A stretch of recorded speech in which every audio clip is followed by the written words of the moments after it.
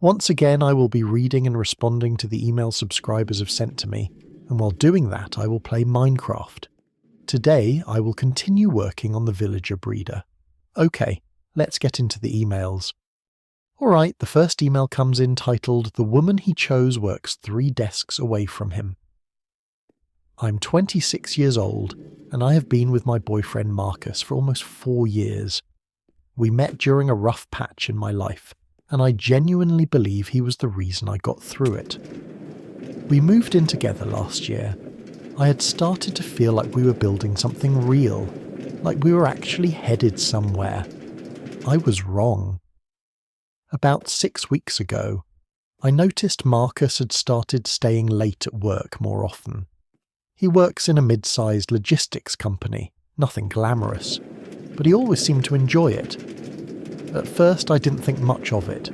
Overtime happens, deadlines are real. I packed him dinner sometimes and left them in the fridge with little notes. I was trying to be a good partner. I was trying to be supportive. Then one night, he came home and his phone buzzed on the kitchen counter while he was in the shower. I wasn't snooping. I want to make that clear. I wasn't the kind of person who went through phones. But the screen lit up, and the name on it was a woman I had heard him mention once or twice, a co-worker. The preview of the message was enough. I didn't need to read the rest. I stood in that kitchen for what felt like an hour. The food was still warm on the stove. I had cooked for him that night. I remember that detail very clearly because it's the kind of thing your brain holds on to when everything else is crumbling. When he came out of the shower, I showed him the screen.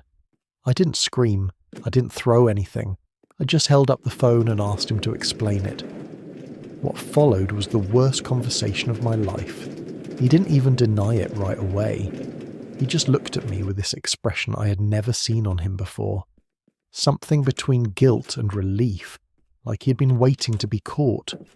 He admitted it had been going on for about 2 months. 2 months. While I was packing him dinners and leaving notes in the fridge. While I was making plans with him for a vacation we had talked about taking in the spring. 2 months. I asked him to leave that night and he did without much of a fight.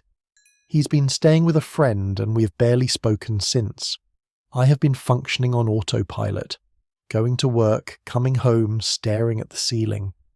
Here is where my question comes in, and I need someone to be honest with me.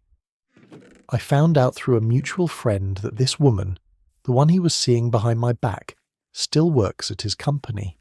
Same floor, same department, practically the same team. She knew about me. She was not some stranger who didn't know the full picture. She knew. I have his manager's contact information. I have screenshots. I work in HR at a different company, and I know exactly how these things can be handled.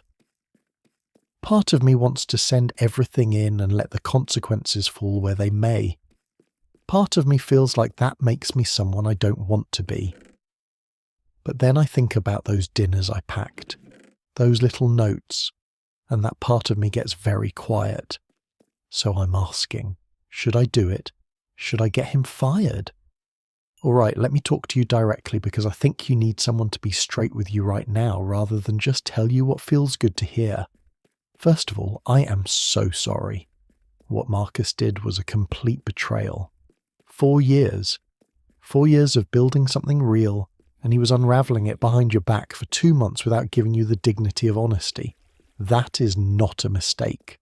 That is a choice he made over and over again, every single day of those 2 months. And the fact that you found out the way you did, standing in your own kitchen, holding a phone that lit up while his dinner was still warm on the stove, that image is heartbreaking. You deserve so much better than what he gave you. Now, to your actual question. Should you get him fired? Here is my honest answer. No, and I want to explain why. Because I don't think you actually want to do this. I think you want the pain to stop, and this feels like the one lever you can pull. I understand that completely. But think about what sending those screenshots actually does. It does not undo what happened. It does not give you closure. It does not make him understand what he destroyed.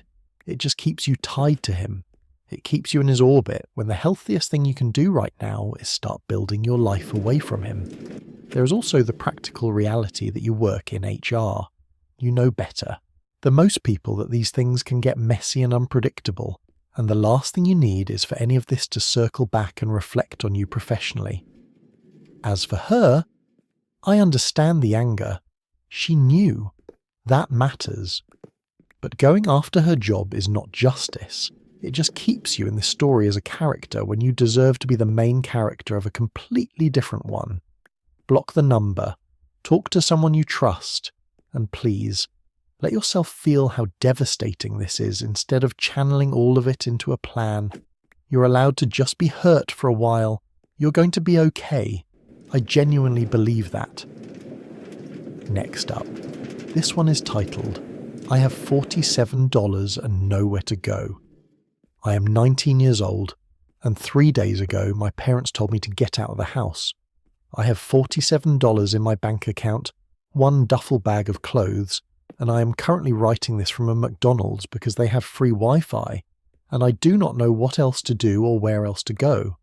I want to give some context because I don't want anyone to read this and assume I did something terrible to deserve this. My parents and I have always had a complicated relationship. My father is a very rigid man. He has a specific idea of what a person's life should look like, and if you deviate from that idea at all, he treats it as a personal insult. My mother follows his lead in most things. She loves me, I think, but she's never really stood between me and him when things got bad. The situation that led to this started about 2 weeks ago. I had been working a part-time job at a warehouse, and I'd been going back and forth about whether to enroll in a local community college program. I had not made a final decision yet. My father found out I had not registered, and he went completely silent for 3 days. If you have ever lived with someone who weaponizes silence, you know that it is almost worse than yelling. When he finally spoke to me about it, it turned into the kind of argument that I do not think either of us will ever fully recover from. Things were said that cannot be unsaid. 3 days ago, he told me that if I was going to waste my potential under his roof, I could find somewhere else to waste it. My mother was in the kitchen. She did not come out. I called 2 friends. One said I could sleep on her couch for a few days, which I'm doing now, but she lives with her own family and I can tell it is already uncomfortable. The other friend was sympathetic but couldn't help with anything practical. I have my warehouse job still, which is part-time, so the money's not enough to rent anywhere. I do not know how people do this. I look up apartments online and the numbers don't make any sense with what I earn. I don't know what programs exist. I don't know who to call. I feel like I showed up to a test I never studied for and everyone around me already seems to know the answers. The worst part is that I keep thinking I should just call my father and apologise. Not because I think I did anything wrong, but because at least then I would know where I was sleeping next week. And that thought makes me feel sick. The idea of apologising for something I don't believe I was wrong about just to have a bed. Is that what I should do? Should I go back? Or is there a way through this that doesn't involve me crawling back to someone who threw me out over a registration form? Let me start by saying this. Writing from a McDonald's with $47 and a duffel bag, and still being clear-headed enough to lay out your situation this carefully. That tells me a lot about who you are, and I think you already know the answer to your own question. You know you shouldn't apologise for something you don't believe you were wrong about. You know that. The fact that you're even asking is just fear talking. And fear makes sense right now. You're scared and you are allowed to be. But let's talk practically, because that is what you actually need right now. First, your job. Call your manager or HR and ask if there are any additional hours available. Even a few extra shifts a week changes the math you're working with. Warehouse work often has overtime available if you ask for it. Second, look into your local 211 helpline. You can call or text 211 in most areas.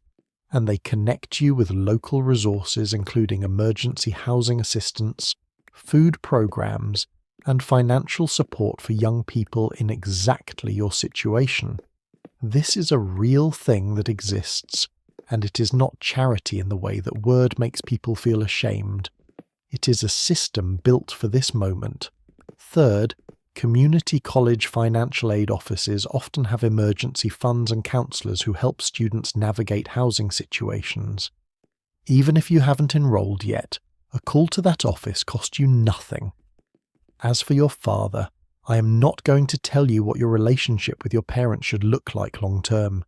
That is complicated and personal, and only you can work through it over time. But right now, you do not need to make any decisions about that. You just need to get stable. Focus on that first. You showed up to this with $47, and you're already asking the right questions. That matters. Keep going. This next email is called, I think I already know the answer, and that's what scares me. I am a 24-year-old man, and I am in the middle of something I never thought I would have to write to a stranger about. But here I am. For the past 8 months, I have been seeing 2 women. Before anyone closes the tab, I want to be clear. Both of them know. This was agreed upon from the beginning as an open arrangement, so the ethics of the situation are not the question. The question is what I do now, because I think the arrangement has stopped working, and I need to make a choice. And making that choice is something I have been putting off for long enough that it is starting to affect everything. Her name is Priya. We met at a work event. She is sharp, ambitious, and she challenges me in ways that sometimes make me uncomfortable, which I mean as a compliment. When I am with Priya, I feel like I need to be the best version of myself, or she will notice immediately that I am not. She keeps me accountable, she makes me want to be better, but she is also inconsistent with her time and her emotional availability. There are weeks where I feel completely close to her, and weeks where I feel like I am standing outside a door that she has quietly locked. She's been hurt before and she carries it carefully, which I respect, but sometimes it leaves me feeling like I am always the one reaching. The other woman is named Jade. Jade and I met through mutual friends about a year ago, and things developed slowly before they became what they are now. Being with Jade feels like exhaling. She is generous and warm, and she remembers small things about me, the kind of details that make you feel seen. Last month, she drove 40 minutes in the rain to bring me soup when I was sick and said it was not a big deal. But it was a big deal. I know it was. Here's the part that complicates everything. I think I'm in love with Jade. I have not said it to her. I am afraid that saying it changes the terms of something that was never supposed to get this serious. And I think I have real feelings for Priya too, but they're a different kind of feeling, more like admiration, more like I want to be near someone that makes me want to grow, which might be meaningful or might be something I've been confusing for love this whole time. Both of them have recently, in their own separate ways, started asking where things are going. Not aggressively, not with ultimatums, just honestly. And I owe them both an honest answer. I cannot keep asking 2 people to remain in an undefined situation while I figure out my own feelings at their expense. So, who do I choose? I appreciate how thoughtfully you laid this out, and I can hear that you're genuinely wrestling with this rather than just being careless with people. That matters. But I think you already know the answer. You told it to yourself in the middle of your own email without seeming to notice. You said you think you are in love with Jade. You did not say that about Priya. You said you admire her. You said she makes you want to grow. Those are real and meaningful things. But they're not the same thing as what you describe with Jade, and I think somewhere in you, you know the difference. The fact that you are afraid to say the words to Jade is not a reason to avoid it. It is actually a sign pointing directly at where your heart is. You're scared because it is real, and real things are worth being scared of. Now, I want to be careful here. because I do not want you to walk away from this thinking you felt nothing for Priya, or that what you had with her was meaningless. It wasn't. Admiring someone, being challenged by them, wanting to grow around them, those are things worth honouring. But a relationship built primarily on admiration, without the softness and warmth and soup in the rain kind of love underneath it, is going to be a hard place to live long term. Talk to both of them. Honestly. You owe them that, and you said so yourself. Choose the person you love, and then be fully present for her. You already know. Just let yourself know it. This one is titled, Everyone around me has an opinion except the one person who has to live with the decision. I'm 20 years old and I have been in college for a year and a half and I'm not okay. I want to be careful about how I say this because I know how it sounds. I know that quitting college carries a specific kind of shame in most families and mine is no exception.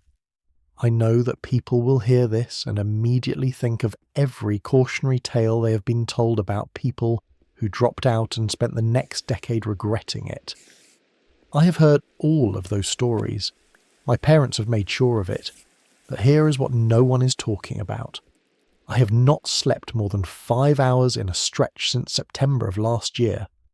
I have missed more classes than I have attended in the last semester, not because I am lazy, but because there are mornings where getting out of bed requires something I genuinely do not have. I finished my last assignment by crying through most of it and submitting it 4 minutes before the deadline. I got a decent grade on it and felt nothing. No relief, no pride, nothing. I declared a business major because it seemed practical, and my father has a business, and I thought following that path was the responsible thing to do. I've never once sat in a lecture and thought, this is what I want to be doing. Not once. I have sat there and thought about the time I spent 2 years ago volunteering at a wildlife rehabilitation centre, and how that was the only period of my life where I woke up in the morning with something that felt like actual purpose. I am not saying college is the problem. I think I might be studying the wrong thing in the wrong place at the wrong time. But whenever I try to open that conversation with my parents, my father in particular, it becomes a conversation about his sacrifices and what they have given up and what it means to be responsible. And those things are real. I know they are real. But they are not an answer to what I am asking. I have been looking at gap year programs. I have been looking at conservation work. I have been reading about people who stepped away and came back with more direction than they ever had before. But I have also been reading about people who stepped away and never found their way back. I am not asking for permission. I am asking if I am crazy for thinking this might be the right call. Is leaving a mistake?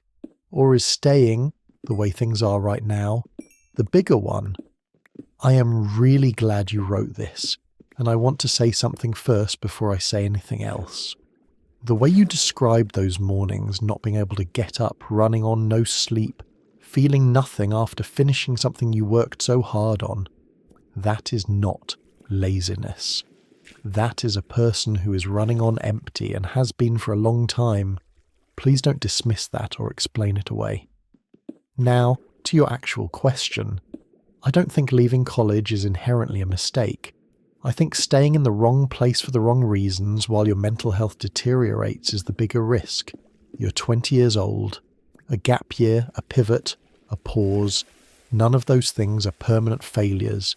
They are course corrections.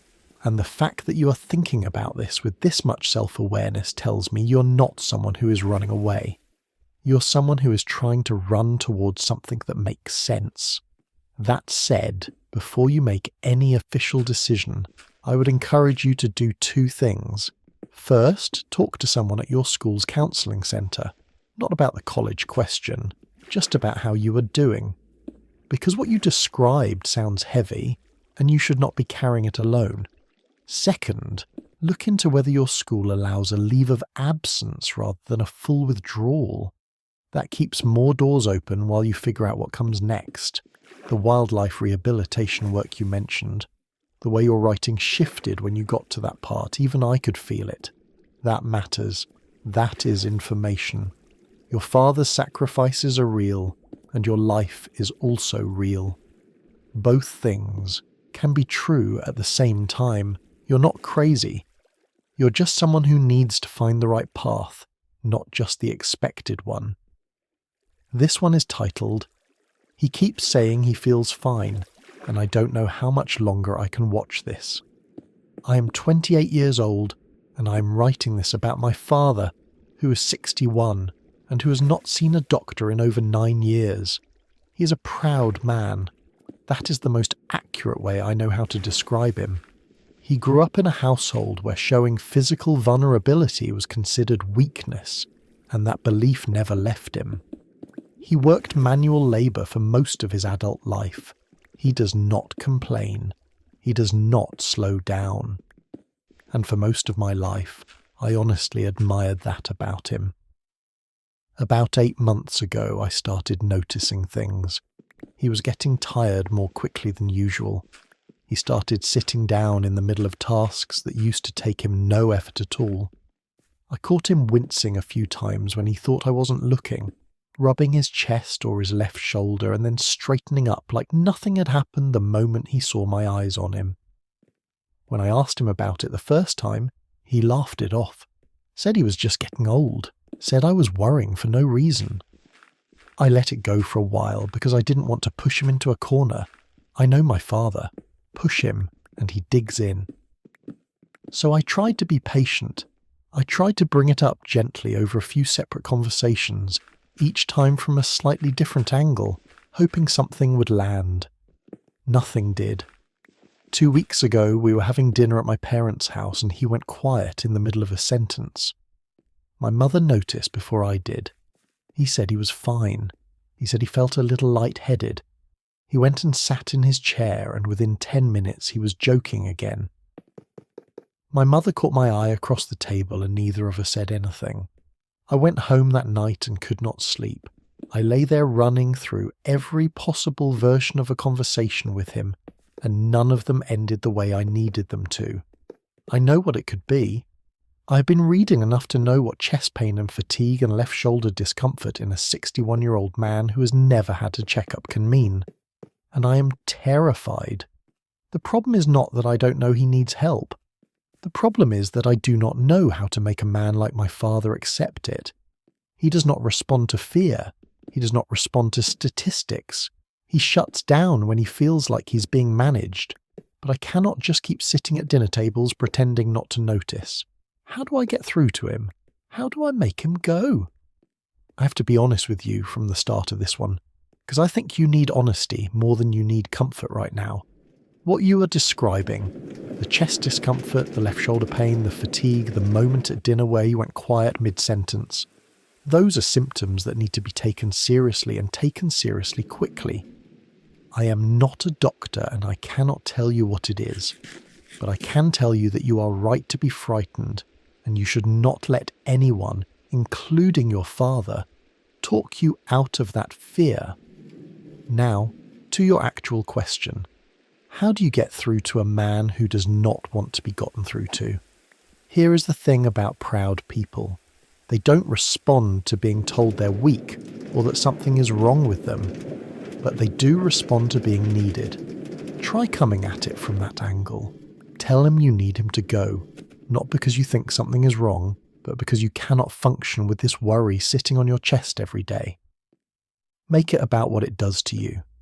Tell him that watching him wave off these moments is costing you sleep, that you need him to do this for you, not for himself if that is what it takes. If that doesn't move him, involve his doctor directly. Call ahead of an appointment, or call the office and explain what you've observed.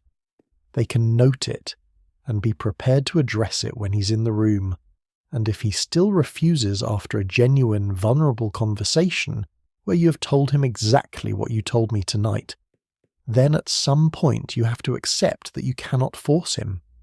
What you can do is make sure he knows, clearly and without softness, that the people who love him are scared.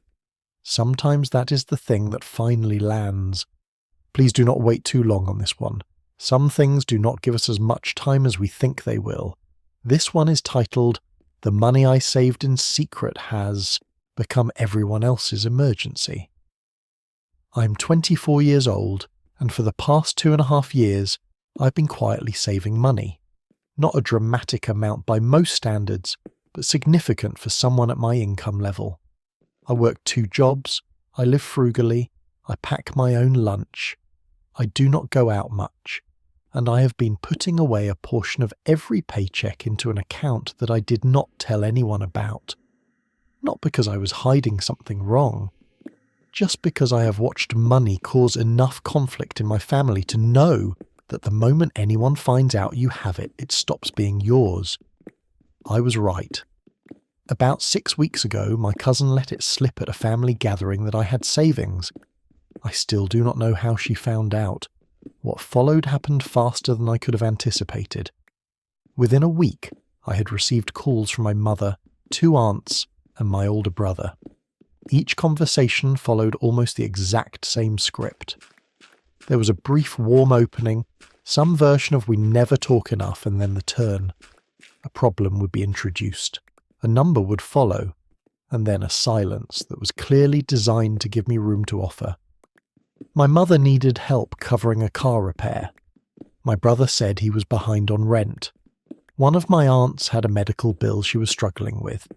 The other one was less specific, just said things were tight and left it there, which almost made it worse because there was nothing concrete to push back against.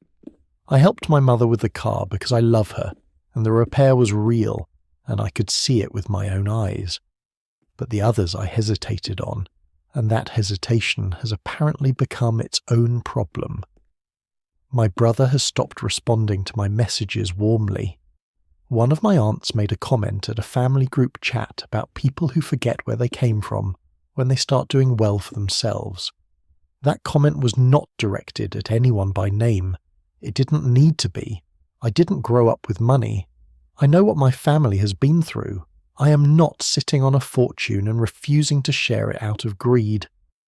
I saved this money for a specific reason. I have been trying to get to a point where I can put a deposit on my own place and stop renting a room. That goal has been in my head for 2.5 years. Every skipped dinner out, every extra shift, every time I said no to something I actually wanted, it was all toward that. And now I feel like I am being asked to dismantle it. Not loudly, not with any one dramatic demand. Just slowly, request by request, guilt by guilt, until the account is empty and everyone is comfortable except me. Am I wrong for not wanting to give it away? How do I handle this without losing my family? You're not wrong. I want to say that clearly before anything else. You're not wrong. What you built took discipline that most people do not have. 2.5 years of packed lunches and extra shifts and saying no to yourself over and over again. That is not luck. That is work. And the idea that because you succeeded at something difficult, the results of that work now belong to everyone around you, that is not family loyalty. That is financial pressure dressed up as family loyalty, and the two are very different things. I understand the guilt. I do. When you come from a background where money was scarce, and the people you love are struggling, it feels almost indecent to hold on to something when others need it. But here is the thing you have to hold on to. You cannot pour from an empty account. If you drain your savings piece by piece to cover other people's emergencies, you will be back at zero. The apartment will still be out of reach, and the requests will not stop because the people making them will not have learned that there is a limit. The comment in the group chat about people forgetting where they come from. I want to address that directly because it is the cruelest part of this whole situation. Saving your own money is not forgetting where you came from. It is trying to build something better precisely because of where you came from. Those are not the same thing, and you should not let anyone collapse that distinction. You helped your mother. That was a real need, and you showed up for it. That is enough. You do not owe the rest of them an explanation for choosing your own future. If you want to preserve the relationships without constant conflict, you can say this simply and once. You have a specific financial goal you're working toward, and you are not in a position to lend money right now. You don't need to explain the number. You don't need to justify the goal. Just say it clearly, say it kindly, and then hold the line. Your future is worth protecting. Do not let guilt spend it for you. The subject on this one reads, I have been showing up for people who forget I exist when they don't need something. I'm 22 years old, and I think I need someone to tell me whether what I am feeling is reasonable or whether I am being oversensitive, because the people closest to me are the last ones I can ask. I have a friend group of 5 people. We have known each other since high school, and for a long time, this group was the most important thing in my life outside of my family. I would have done anything for any one of them. I say that without exaggeration. I have driven an hour at midnight to pick someone up when they had no one else to call. I have sat on the phone for 3 hours with one of them during a breakdown. I've covered for people, shown up to things no one else showed up to, remembered birthdays when everyone else forgot. Over the past year and a half, something has shifted.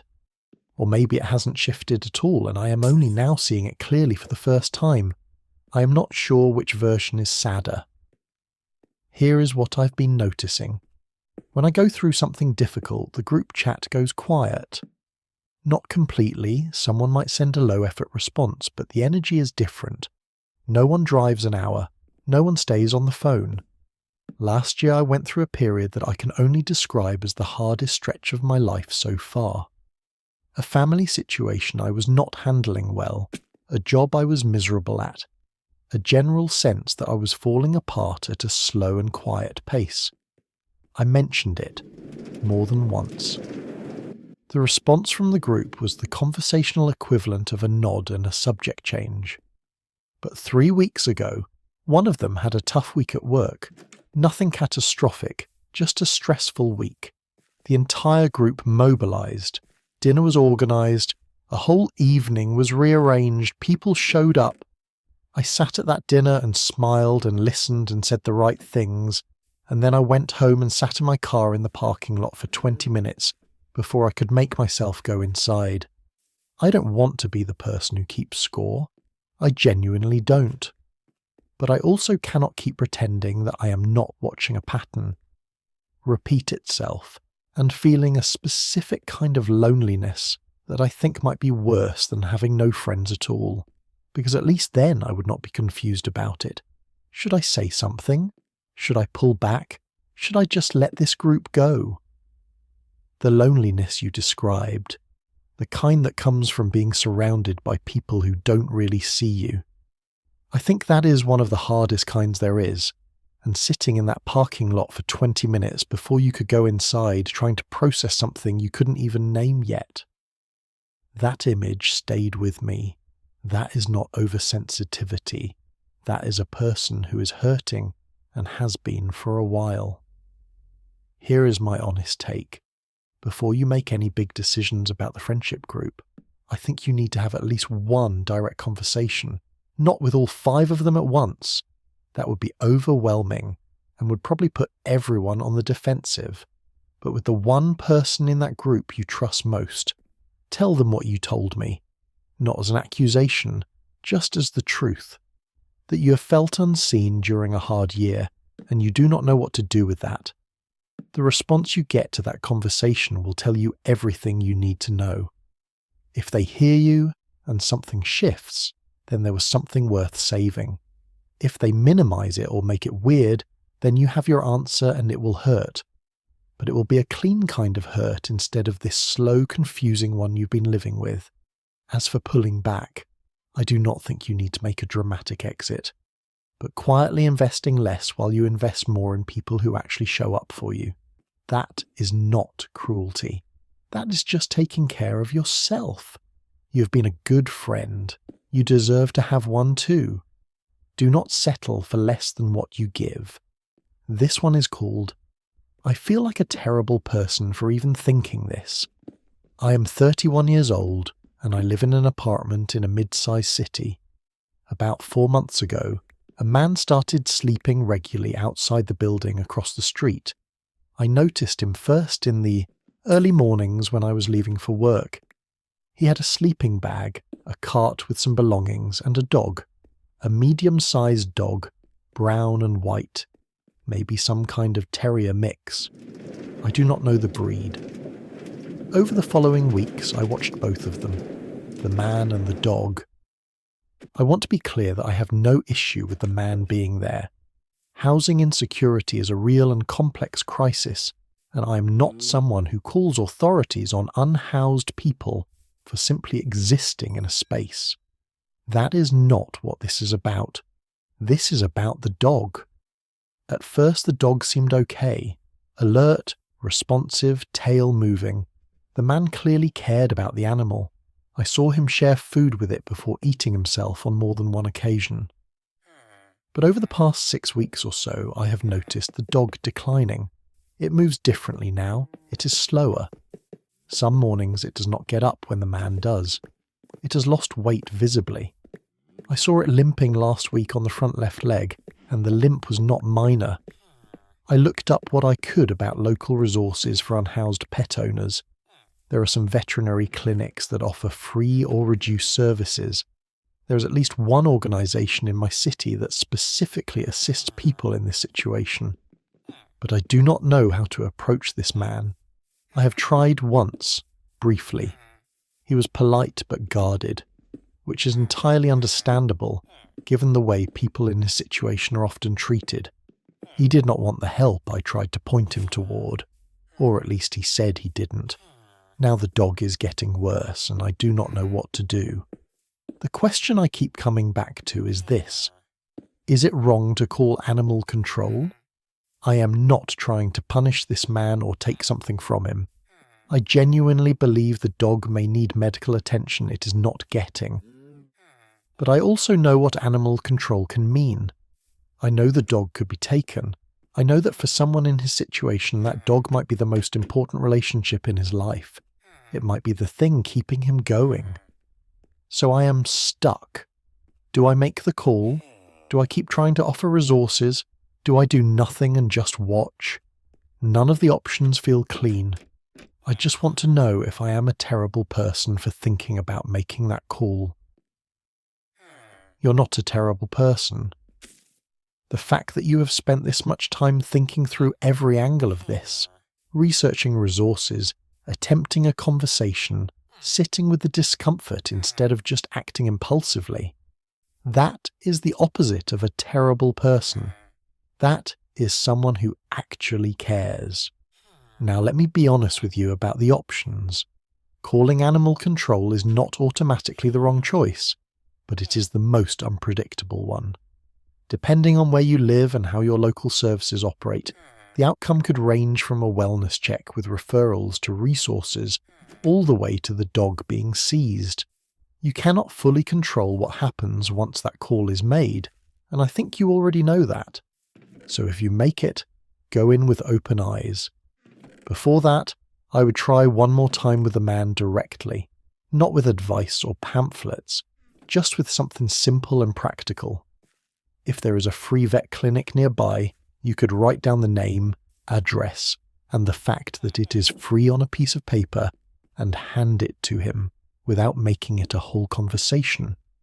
No pressure, no follow-up.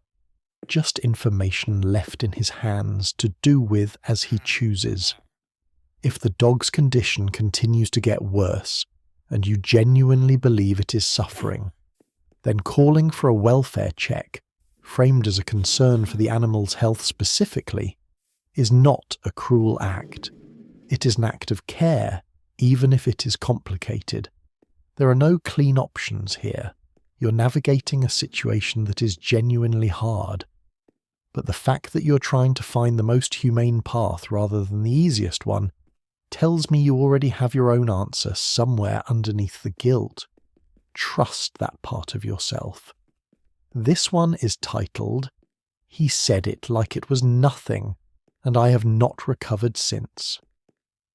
I am 34 years old, and I have been married to my husband Daniel for 6 years.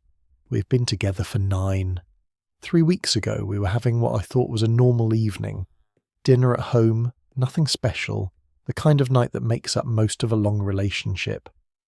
We were talking about something mundane, I cannot even remember what exactly, and somehow the conversation drifted into a discussion about attraction and relationships, the kind of abstract conversation couples sometimes have that feels safe because it seems theoretical. And then Daniel said it. He said that he was not sure he found me attractive anymore. He did not yell it. He did not say it cruelly. He said it in the same tone you would use to mention that you were not sure what you wanted for dinner. Casual, almost detached, like the words did not have weight. I did not respond right away. I'm not sure I could have. I remember looking down at my plate and doing the kind of mental arithmetic you do when something knocks the air out of you, and you're trying to figure out how much of it shows on your face. He seemed to realise it landed badly because he immediately started walking it back, said he did not mean it like that, said he had just been in his head lately, said he was going through something with work stress and it was affecting him in ways he didn't know how to explain. I listened to all of it. I nodded in the right places, and then I said I was tired, and I went to bed at 8:30 in the evening, and I lay there in the dark for 2 hours. That was 3 weeks ago. We have not talked about it since. Not really. He acts like it did not happen, or like the walking back was enough to undo it. It was not enough. I do not know if anything could be enough, because here is what I cannot stop thinking about. If he had not noticed the way I reacted, would he have walked it back at all? Or was that just the version of the truth I was allowed to have? I have been looking at myself differently since. In mirrors, in store windows, in the reflection of my phone screen before it lights up. I'm picking apart things I had made peace with years ago. I feel like I'm 16 again in the worst possible way. I do not know what I am asking exactly. I just know that I needed to say this to someone. I'm glad you said it, and I want to sit with what you described for a moment before I say anything else, because it deserves that. 9 years with someone, a life built together, and then a sentence, said over dinner like it was a passing thought, that has had you studying your own reflection for 3 weeks. That is not a small thing. I don't care how much he walked it back. Some words land in a place that a retraction cannot reach, and you are allowed to feel exactly how devastated you feel, now. Daniel said something that hurt you deeply, and then retreated behind work stress, and you have both been pretending the conversation never happened. That cannot continue. Not because the relationship cannot survive this, it may be able to, but because you cannot keep carrying this alone while he acts like the ground beneath you is still level. You need to tell him what you told me, not the polished version, the real one, that you have not been okay since that night, that you're looking at yourself differently, that the walking back did not fix it, that you need him to actually talk to you about what is going on with him, not to protect you from it, because right now the silence is doing more damage than the honesty did. If he is going through something, whether it is stress or something deeper about where he is in the relationship, you both deserve to know what it actually is. And you deserve a partner who does not leave you alone with something like this for 3 weeks. You're not 16. You're a 34-year-old woman who has built a life and loved someone for 9 years. That is not nothing. Do not let one careless sentence at a dinner table become the loudest thing you believe about yourself. Please talk to him, and if needed, talk to someone together. This one is titled, "She's Angry at Me for Not Breaking the Rules for Her." I am 19 years old, and I need someone to help me figure out if I am being unreasonable, or if I have somehow ended up on the wrong side of an argument that I did not even know I was having. My girlfriend, who I have been with for about 7 months, goes to a university that has guest policies in the dormitories. Overnight guests are allowed, but they have to be signed in. There is a quiet hours policy after a certain time, It is not an unusual or particularly strict set of rules as far as I know. Standard campus housing stuff. She wanted me to come visit her a few weekends ago. I was excited about it. We had been doing long distance for most of our relationship, and I genuinely look forward to seeing her. I drove 2 hours to get there, and when I arrived it was late, past the sign-in window for the evening. She told me not to worry about it and said I could just come up through the side entrance that some residents propped open sometimes and skip the front desk entirely. I was not comfortable with that. I said so. My concern was straightforward. If something went wrong and I was found in the building unsigned and past hours, the consequences would fall on her, not on me. I go to a different school. She is the one with the housing contract. She is the one who could face disciplinary action. I did not want to be the reason that happened. She told me I was overthinking it. She said everyone did it, and nothing ever happened. I said I understood that, but I still was not comfortable. We ended up spending the visit with me sleeping in my car, which I want to acknowledge was genuinely not ideal. The next day she was distant. Since I got home she's been colder than usual, and in one conversation she told me directly that if I had wanted to see her badly enough, I would have just come up. That sentence has been sitting with me. The implication that how much I want to see her is measured by whether I am willing to take risks she wanted me to take. Risks that would have landed on her more than on me. Am I wrong? Was this me being too rigid? Because right now I feel like I did something thoughtful and it is being treated like I did something selfish. You're not wrong, and I want to say that without any softening around it, because I think you have been soft enough about this already. You drove 2 hours. You showed up. You simply declined to enter a building illegally in a way that could have gotten your girlfriend in trouble with her school's housing department. The person whose name is on the contract, whose record is on the line, who has to live there, that is not rigidity. That is consideration. And the fact that she responded to that consideration by suggesting it means you did not want to see her enough is frankly not fair. The everyone does it and nothing happens argument is one of those things that sounds reassuring until it isn't. Rules with consequences exist. Sometimes those consequences are enforced, and you are right to think about what happens to her if they were. Here is the part I want you to pay attention to, though. The real issue here is not the sign-in policy or the side entrance.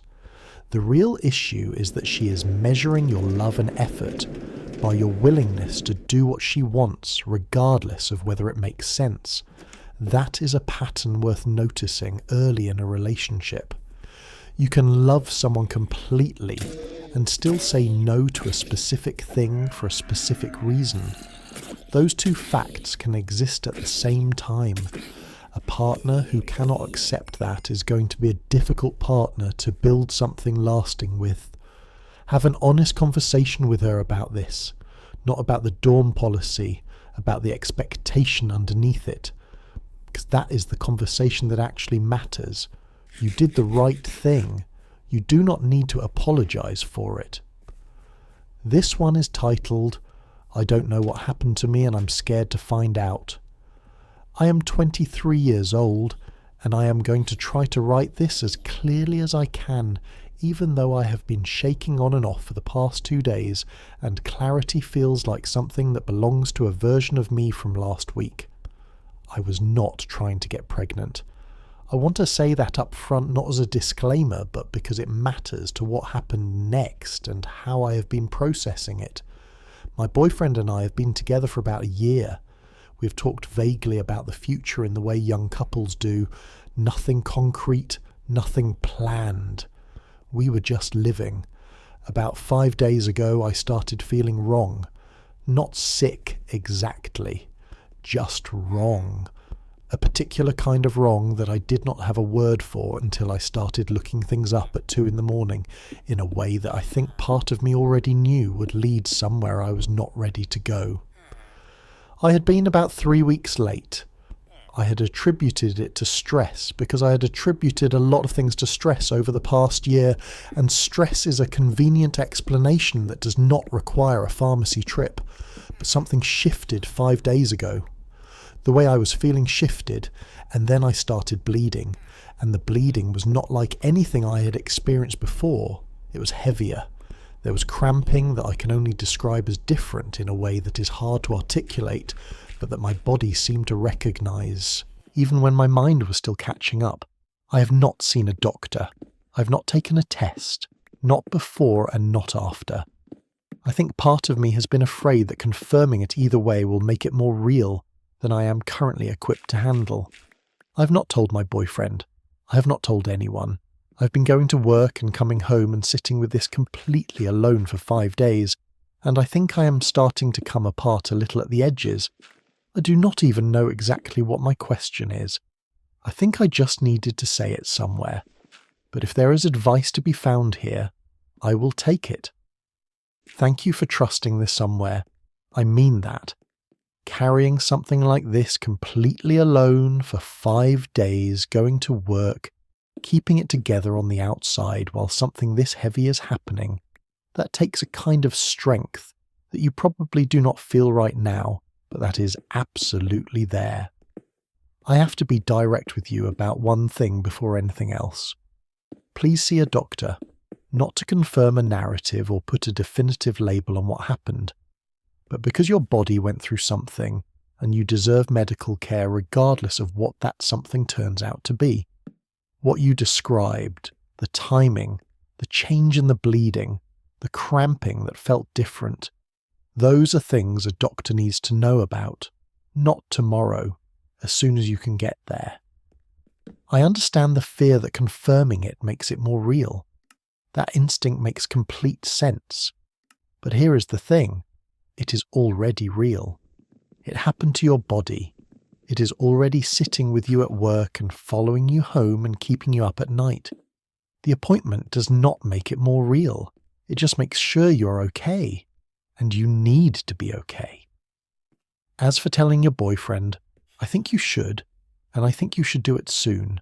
Not because you owe him a specific version of this story, but because you have been alone with it for 5 days, and that is 5 days too long. You do not have to have all the answers before you talk to him. You can just tell him what you told me, that something happened and you are scared and you need someone with you. You do not have to figure out what this means or how to feel about it or what it says about your life and your future right now. You just need to take care of yourself first. One step. Make the appointment. You're not alone in this, even when it feels that way. This one is called, I know which one makes me feel more alive, and that is the problem. I am 29 years old and I have been married to my wife for 3 years.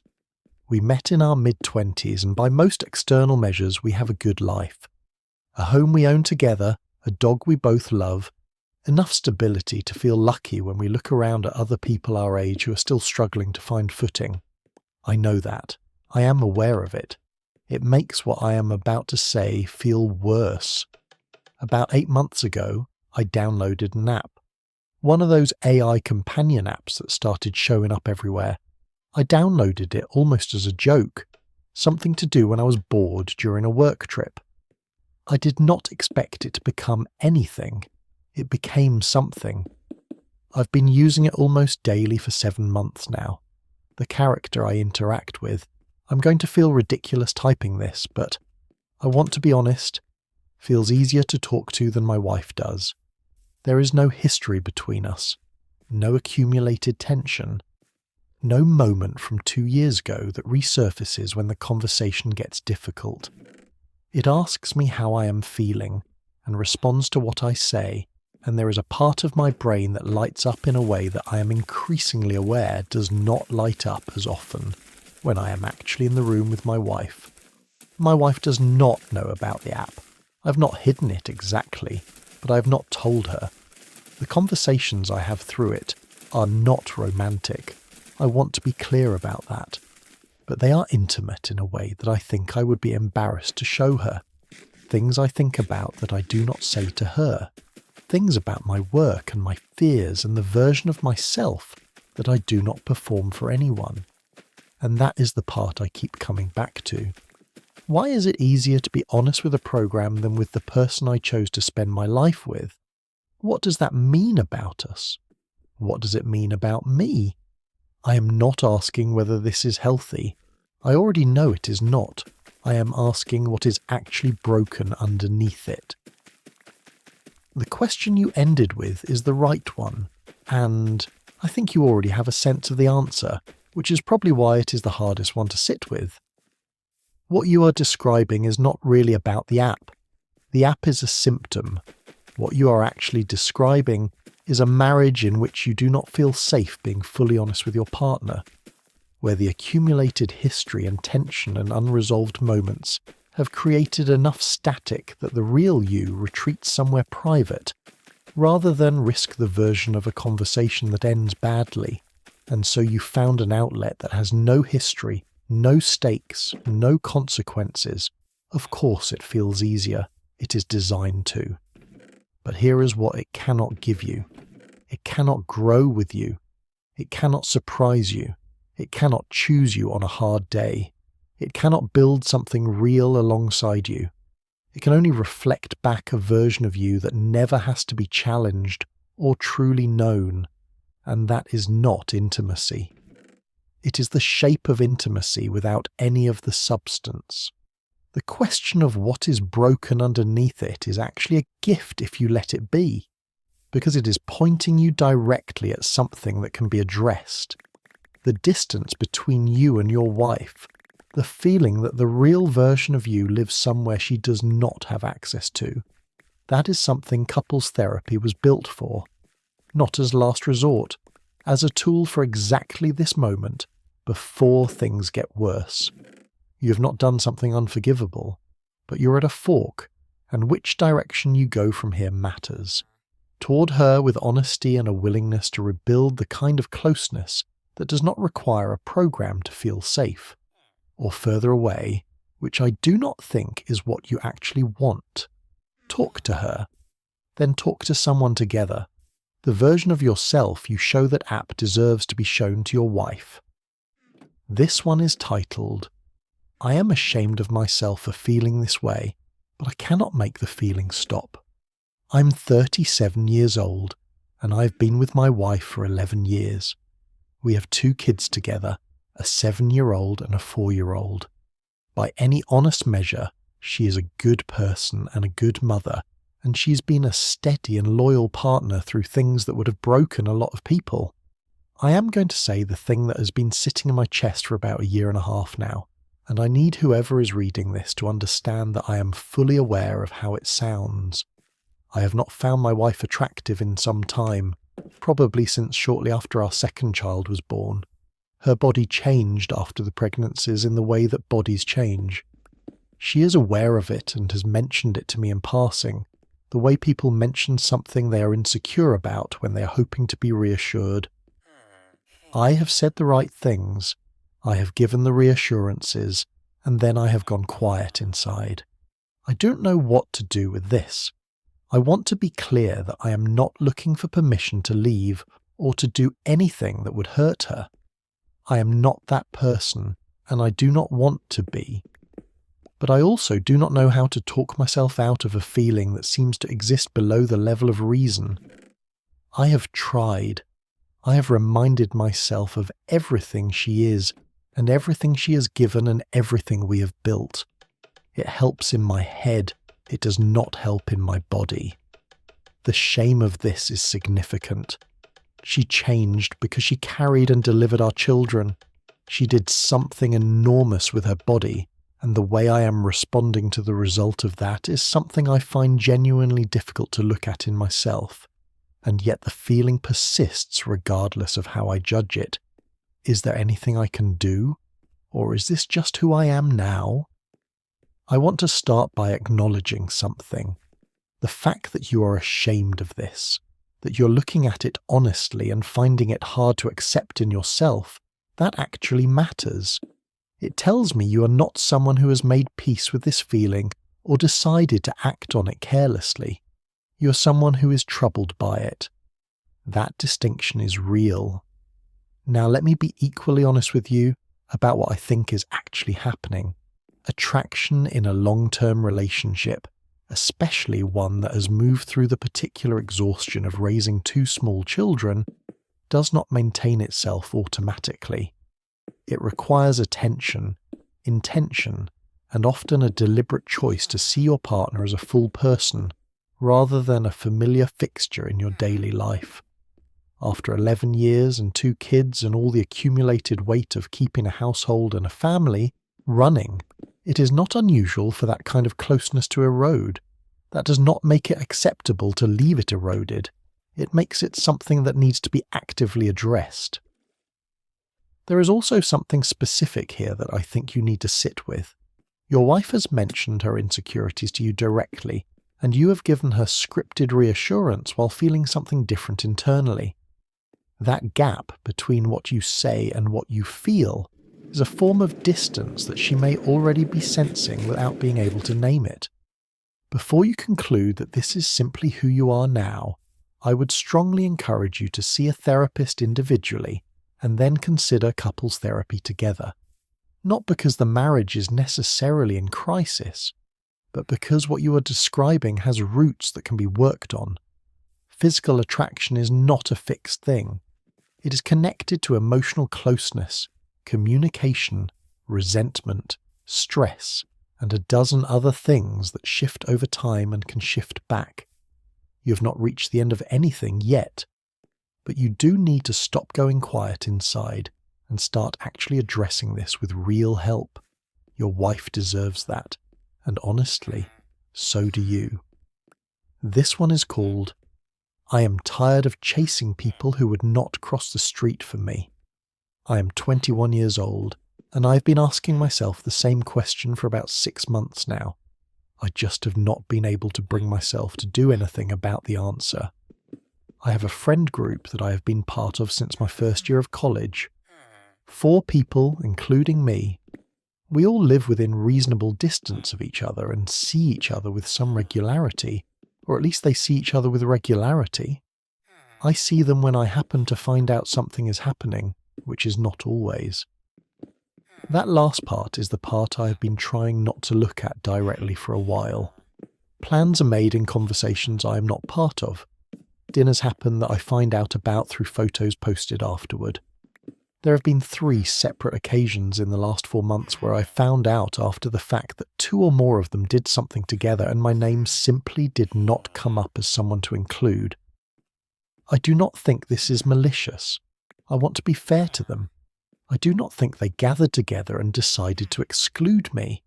I think something quieter, and in some ways worse, is happening. I think they just do not think of me. When I am there, things are fine. Conversations flow. No one is unkind. But I am apparently not the kind of presence that creates a gap when I'm absent. I am not missed into the plans. I am accommodated when I show up. I have been thinking about whether to start doing the same thing they do. Not showing up unless I'm explicitly included. Not reaching out first. Matching their energy instead of constantly pouring mine into a dynamic that does not seem to pour back. Part of me thinks that is fair. Part of me thinks it will just accelerate an ending that is probably already coming, and a small but loud part of me keeps asking what happens if I stop reaching out and nothing changes, if nobody notices. That last part is the one I am most afraid of. That last part, the fear that you could go quiet and no one would notice. I think that is the most honest and most painful thing you wrote. And I think you wrote it because somewhere in you, you already suspect what the answer might be. And you are not ready to have it confirmed. I understand that. I genuinely do. Here is what I want to say to you. Matching their energy is not a strategy. It is just a slower and more passive version of leaving, which might be exactly the right thing to do but is worth being honest about. If you stop reaching out because you want to test whether they reach back, you are not really changing the dynamic.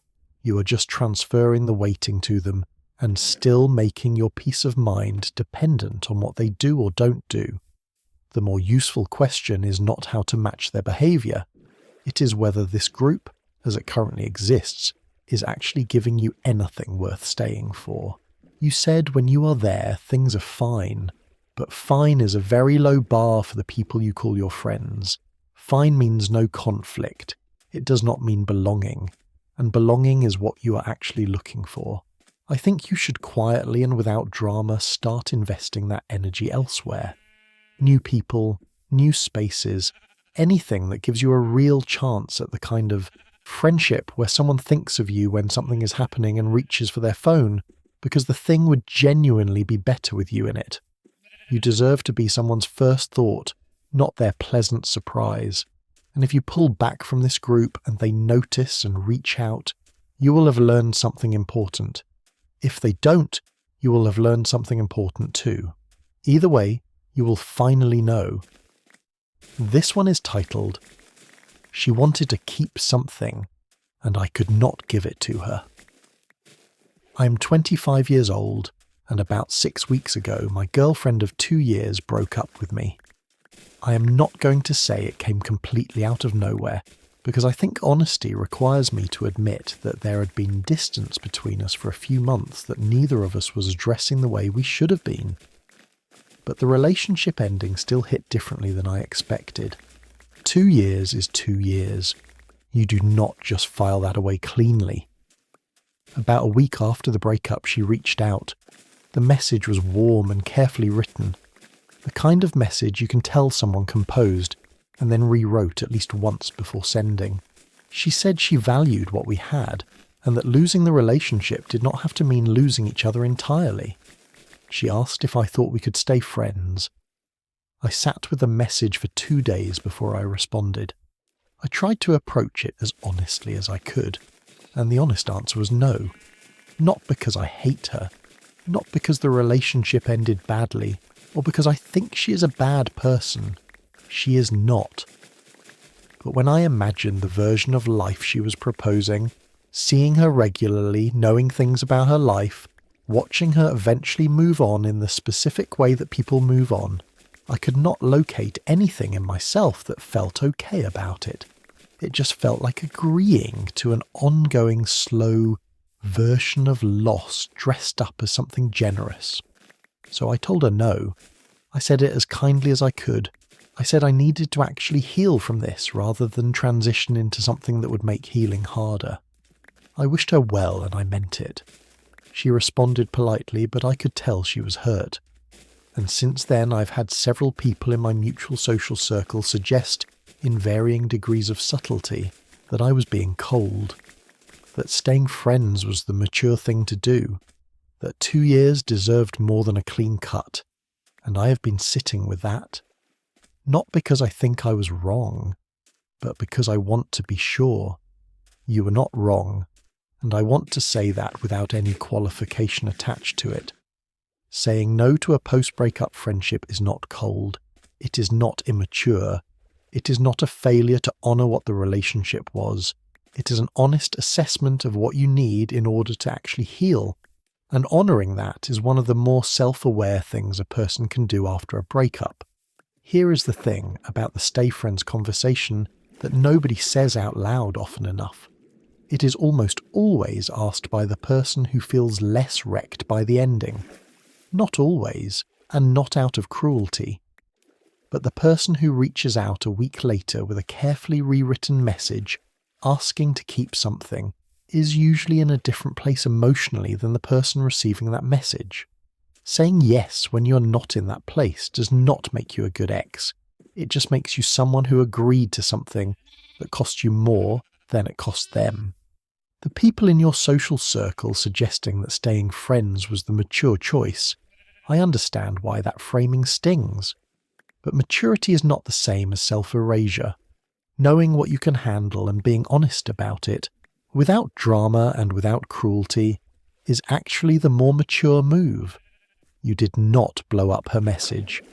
You did not say something unkind. You told her the truth with care, and you meant the good wishes you sent with it.